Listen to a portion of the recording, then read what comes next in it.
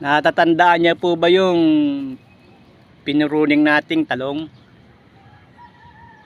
Ito na po sila ngayon, no? May mga bago na silang tubo.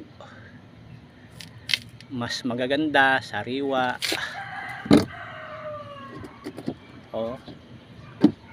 Legit pala yon na pag may edad na yung talong mo, kung gusto mo silang pabatain muli, kailangan mo lang iputulin, no? Ayun yung mga pinagputulan natin, no? Ayan, no? Ito naman yung mga bago niya ng tubo. Gaganda pa, oh, lahat na, oh. Lahat ng sanga meron, no? Hiwa-hiwalay sila, oh. Oh. Oh, nakita nyo, oh, yung pinutol natin, oh. Ayan, oh. Ngayon may mga bagong tubo na sila, mas maganda. Magaganda na ngayon. Oh. Ngayon yun, no? Ito na ngayon mga bagong tubo, kalat. Halos lahat ng sanga merong mga bagong sibol.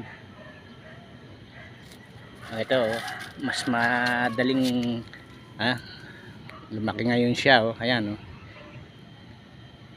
May mga bunga na, oh.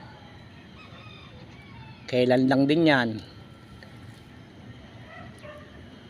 Pabibigay ko sa inyo eksaktong petsa kung kailan natin pinutol yan.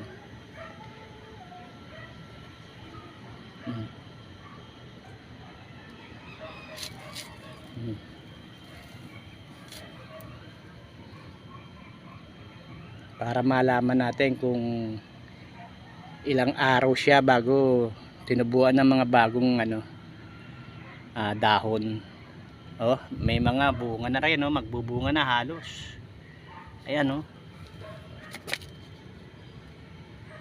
Ang bilis din.